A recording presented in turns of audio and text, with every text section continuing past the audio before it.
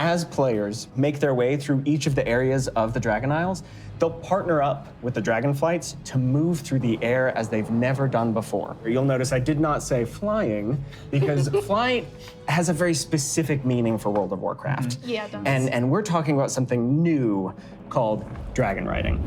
And as the players are honing their dragon riding skills, they're going to get to see all new animations that go along with the different look and feel of the drakes.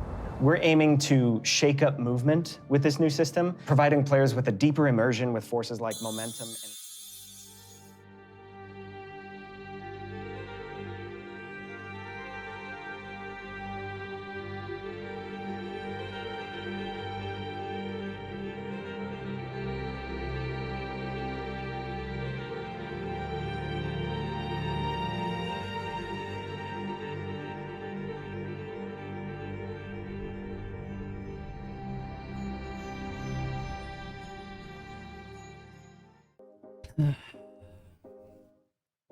Hey guys, if you were caught off guard by World of Warcraft blatantly copying the Guild Wars 2 Skyscaling Griffin, then I hate to break it to you, you ain't seen nothing yet.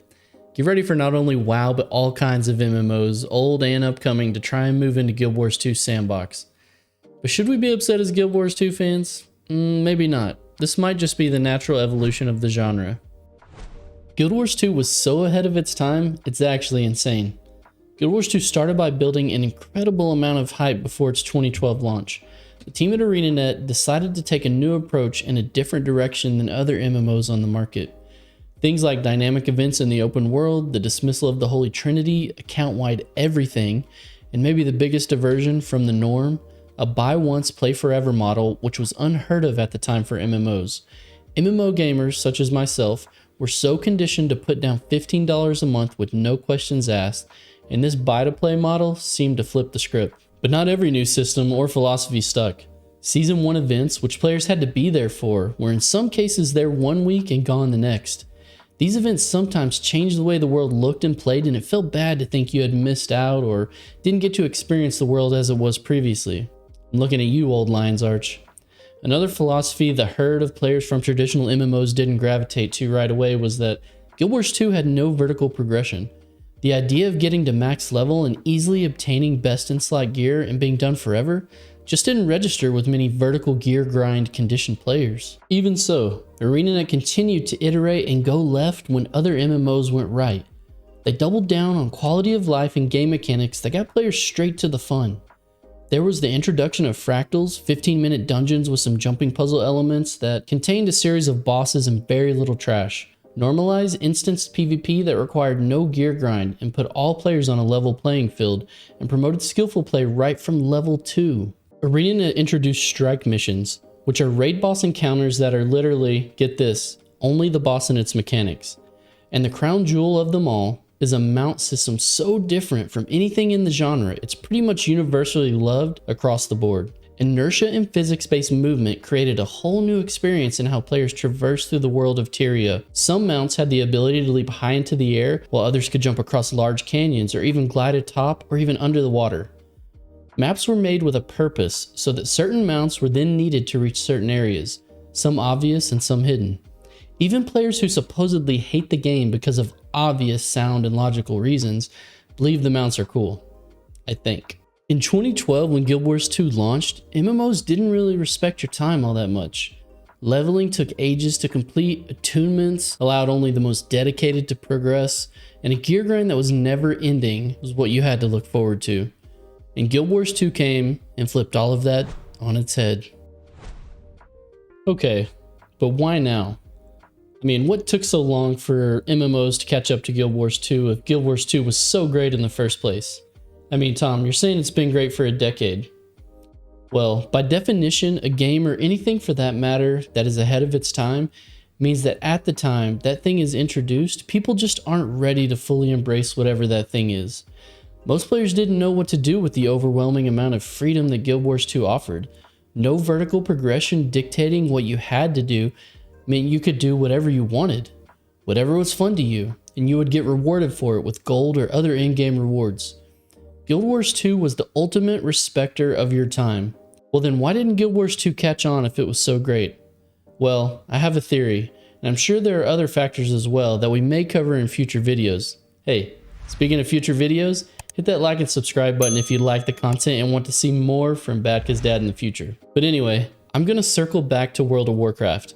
WoW came out in 2004 and I was just finishing up college. I know WoW wasn't the first MMO, but it was arguably the first mainstream MMO. So many of us were in a stage of life where we had a large amount of free time to devote to MMOs. So when you have a large amount of free time, a game respecting your time isn't the #1 factor when choosing a game. At least it wasn't for me. At that point in time, I was looking for a social experience, a way I could play an online game with my friends and tackle some tough, challenging content together. However, as the years have gone by, my free time has shrunk, and those free hours reserved for gaming have become very few and precious.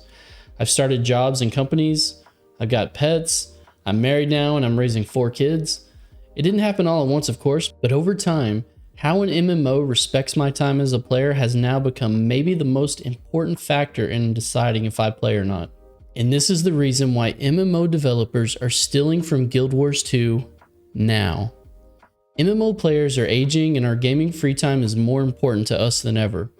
We want to get to the fun straight away with no barriers. We want grinds that aren't mandatory and definitely aren't tied to player power.